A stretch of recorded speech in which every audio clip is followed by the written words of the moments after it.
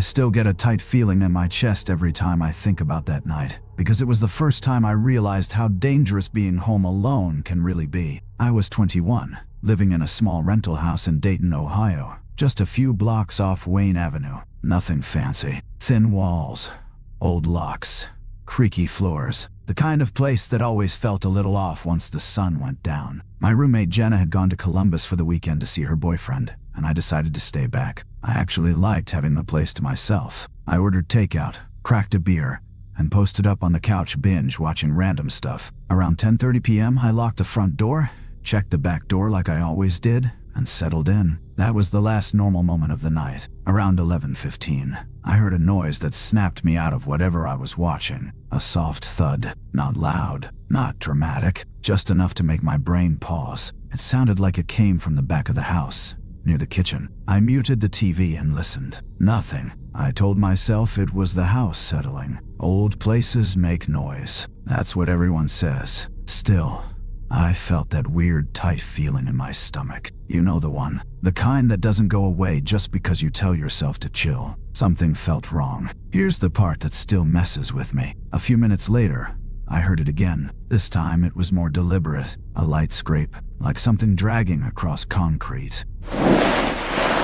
And it was definitely outside, right by the back door. My heart started thumping. Not racing yet, but heavy. I grabbed my phone and turned the volume down all the way. I didn't want the sound of a notification giving me away if someone was actually out there. That thought alone should tell you how bad my gut feeling was. I stood up and slowly walked toward the kitchen, staying close to the wall. The only light on was the stove clock, glowing green. When I got close enough, I could see the outline of the back door. That's when I noticed something I swear wasn't there earlier. The back door handle was moving, not shaking violently, just a slow twist. Like someone was testing it, carefully, quietly. That's when panic kicked in. I froze, holding my breath, my brain screaming at me to move, but my body refusing to cooperate. The handle stopped. A few seconds passed. Then there was a soft knock. Not aggressive, almost polite.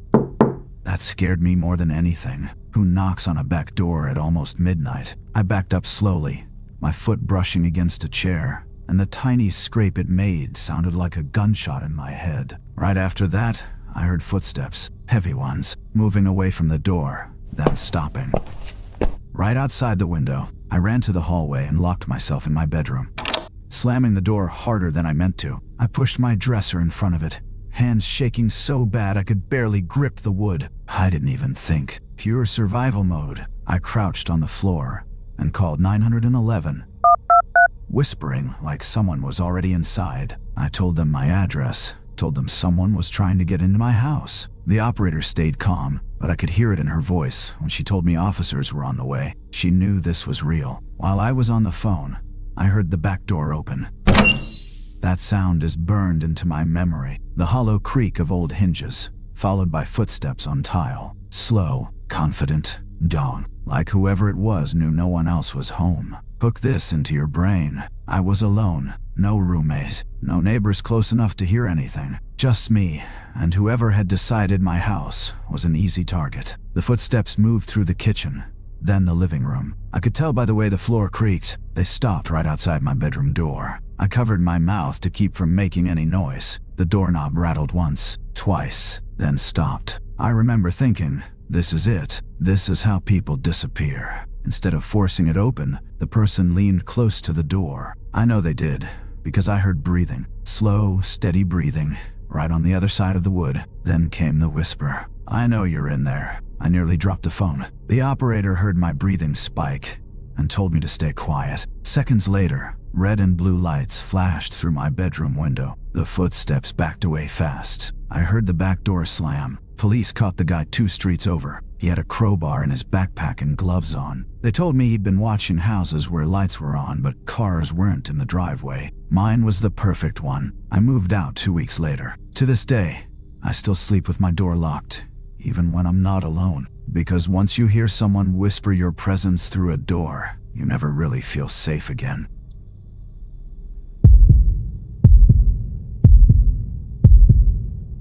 I was 26 and had just moved into a 3rd-floor apartment in Aurora, Illinois, not far from the old Westfield Fox Valley Mall. It was one of those brick buildings from the 90s with narrow hallways, thin doors, and neighbors you never really saw. I had waited years to afford my own place, and when I finally got it, I loved the silence. Too much silence, as it turned out. This happened about a month after I moved in. It was a Tuesday night, nothing special. I had worked late, grabbed takeout, and came home around 9:30 p.m. I remember locking the door behind me and double-checking it, because the lock sometimes stuck. That detail matters. I showered, threw on some old shorts, and sat on my couch scrolling on my phone with the TV playing in the background. Around 11 p.m., I muted the TV, because I kept thinking I heard something. At first, it sounded like someone walking in the hallway outside my apartment. That wasn't unusual. The floors creaked, and people came and went, but this sounded slow, heavy,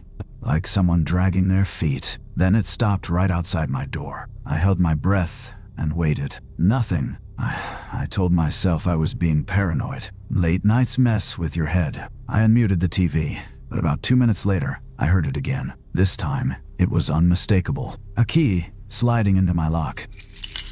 My heart slammed so hard I thought I might throw up. The key didn't turn. It just jiggled slightly, like whoever was holding it was trying to be quiet. Testing, adjusting. Then it pulled out. I jumped up and locked the deadbolt, my hands shaking so bad I dropped my phone. I stood there staring at the door, every muscle tight, waiting for the handle to turn. It didn't. Instead, I heard a soft knock. Not loud, not aggressive, just enough to let me know someone was still there. Hook this moment into your brain. Someone had a key to my apartment, and they were standing on the other side of the door at almost midnight. A man's voice spoke through the door. Maintenance. That was it. One word. I didn't answer. My apartment complex had sent no emails, no notices, no reason for maintenance to be there that late. And even if it was legit, they don't knock like that. Another knock. Mom, we need to check your water line. My throat went dry. I didn't move, didn't speak. I just backed away slowly, my eyes never leaving the door. My phone buzzed in my hand. A text from my friend Chris asking if I was still awake. Perfect timing. I texted him 3 words. Someone is here. As if the guy outside sensed my hesitation, his tone changed. Less polite, more annoyed. I know you're home. Your lights are on. My stomach dropped. The handle twisted hard this time. The deadbolt held. I heard him exhale sharply, then something metallic scraped against the lock. I ran to my bedroom, locked the door, and shoved my dresser in front of it. I dialed 911 and whispered my address, my voice cracking. The operator told me to stay quiet. Officers were on the way. That's when I heard the sound that still wakes me up sometimes. My front door opening. The lock gave way with a loud pop, followed by footsteps entering my apartment. Heavy boots on carpet. Slow, but confident. He walked around my living room, opened cabinets. I heard my fridge open, close, like he was checking the place out. Then the footsteps came down the hallway. Closer, closer. They stopped right outside my bedroom door. I could see the shadow under the door shift as he leaned down. He knocked once. I can hear you breathing. I bit my hand to keep from making a sound. Tears ran down my face. The operator stayed on the line, whispering that police were almost there. The doorknob rattled violently. The dresser shook. My entire body felt like it was vibrating. Then, sirens. Fast and loud. The footsteps bolted. I heard my front door slam so hard it cracked the wall. Moments later, police were banging on my bedroom door, announcing themselves. They caught the guy in the stairwell. Here's the part that made me feel sick. He used to be a maintenance worker for the complex, fired months earlier, never returned his master keys. Management never changed the locks. I broke my lease the next day. I don't live alone anymore, and every time I hear keys jingle outside my door, my heart still stops.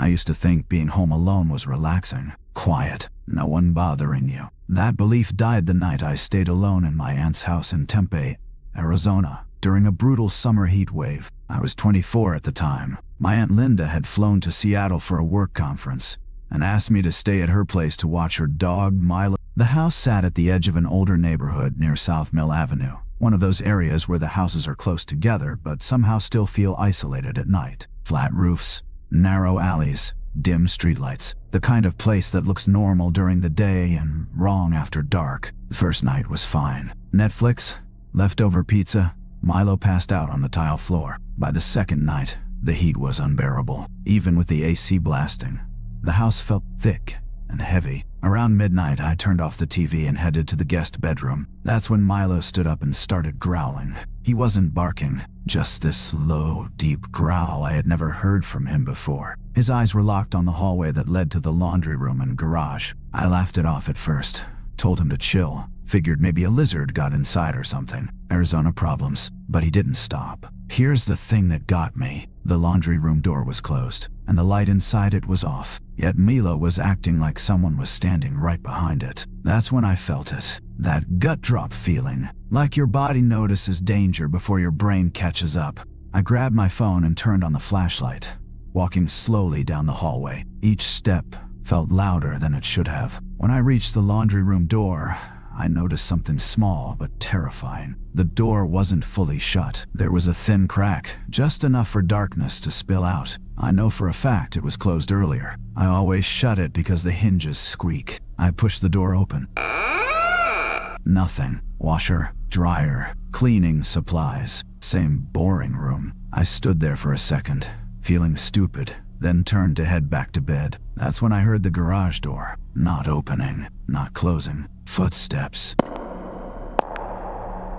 Heavy ones, coming from inside the garage. My heart slammed into my throat. The garage connected directly to the house through the laundry room. I slowly backed up, my phone shaking in my hand. Milo started barking like crazy now.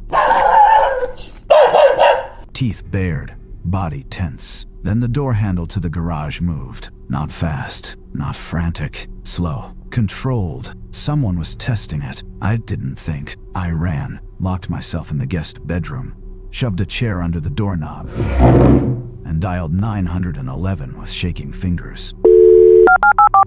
I whispered my address, told them someone was in the garage. The operator told me officers were on the way and to stay quiet. That's when I heard the door open. The laundry room door creaked, loud and angry, like it was protesting being used this late at night. Footsteps moved into the house. Tile, carpet, dot, closer. Hook this into your head. Whoever it was didn't rush. They walked like they had time, like they knew I was alone. The footsteps stopped outside my bedroom door. Silence. Then a knock. 3 soft knocks.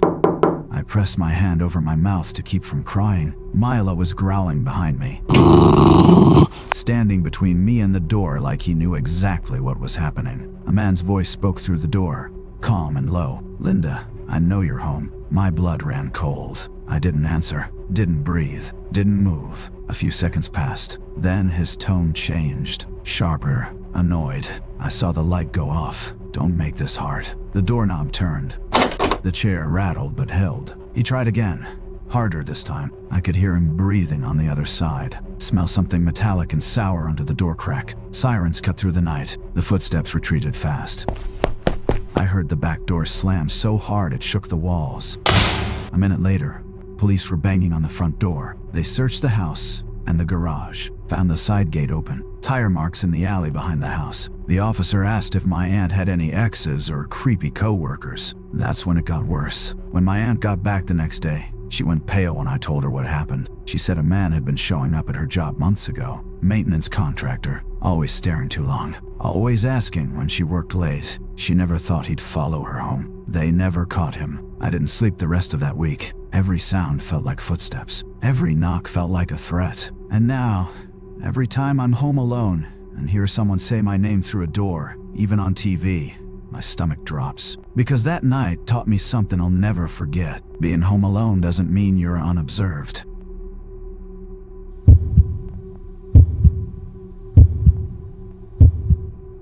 I was 28 and house-sitting for my older brother Mark and his wife while they were on a cruise. Big 2-story suburban place near Oak Point Park. Quiet neighborhood, perfect lawns, the kind of area where nothing bad is supposed to happen. They had cameras outside, an alarm system, and motion lights. I remember joking that the house was safer than a bank vault. That confidence didn't last long. The first night was smooth. I ordered food, played video games in the living room, and crashed in the guest bedroom upstairs. The second night is when things shifted. Nothing obvious at first, just that weird feeling you get when something is off but you can't explain why. Around 10:45 p.m., I heard a noise from downstairs. It sounded like a cabinet closing, not slamming, not rattling, just a soft, deliberate click. I paused my game and listened. The house was dead quiet. No TV, no AC kicking on, nothing. I told myself maybe the house was settling. Texas homes do that, especially at night. Still, I grabbed my phone. A few minutes later, it happened again. This time closer, like it came from the laundry room near the garage. My heart picked up speed. I walked to the top of the stairs and looked down. The lights were off downstairs, but I could see the faint glow of the motion sensor panel by the garage door. It was green, normal, no alarm triggered. I almost laughed. Almost. That's when I heard breathing. Low dot. Slow. Coming from downstairs. I leaned over the railing, straining to hear. The breathing stopped. Silence slammed back into the house so hard it felt physical. I backed away and locked myself in the guest bedroom, telling myself I was being ridiculous. Here's the part that hooked me deep. At 11:12 p.m., my phone buzzed. A notification from the baby monitor app. My brother and his wife had a nursery camera set up in the spare room downstairs. I still had access to it in case something glitched. The alert said, "Motion detected." I opened the app. At first I didn't see anything, just the dim night vision view of the empty room. Then the camera adjusted, and someone stepped into frame. A man, tall Dachshund, wearing dark clothes, face partially covered by a cap pulled low. He stood there, staring directly at the camera like he knew it was watching him. My blood went ice cold. He didn't rush, didn't panic. He slowly reached up and waved. I slammed the phone down and immediately called 911, whispering my address and telling them someone was inside the house. The operator told me to stay put, lock the door, and stay quiet. Police were on the way. While I was on the phone, the baby monitor alert went off again. Motion detected. I picked the phone back up. The man was gone from the nursery. Then I heard footsteps on the stairs. Slow, measured, each step deliberate. Upstairs, I shoved the dresser in front of the door, locked it, and grabbed a golf club from the closet. My hands were shaking so badly I could barely hold it. The footsteps stopped right outside the bedroom. I could see the shadow under the door. He stood there for a long time. Long enough for my legs to start cramping. Long enough for my heart to feel like it was punching its way out of my chest. Then he spoke. "Mark, you've really upgraded security." My brother's name. I nearly lost it right there. The door handle moved slightly, then stopped, like he was testing how calm I was, how scared. "I know you're not him," the man said softly. "He's not home." My stomach dropped through the floor. That meant he'd been watching the house. The handle rattled harder. The dresser shook. I screamed into the phone that he was at the door. The operator told me officers were seconds away. That's when the alarm finally went off. A piercing shriek echoed through the house as the man cursed under his breath. His footsteps thundered down the stairs. Doors slammed. Glass shattered somewhere downstairs. Red and blue lights flashed through the window moments later. Police found the back door pried open. The nursery window shattered. The man was gone. Here's what makes this worse. The next day, my brother checked the security footage. The man had been inside the house for almost 2 hours before I heard anything. Moving carefully, avoiding cameras, watching. He knew their names, their schedules, the layout. He had disabled the alarm temporarily. The police later told us he'd been linked to multiple break-ins in Collin County. He liked occupied houses, said it gave him control. They never caught him. I never stayed in that house alone again. And now, every time I get a motion alert on my phone late at night, my first thought isn't safety. It's this. What if he's back, and this time, he doesn't wave at the camera,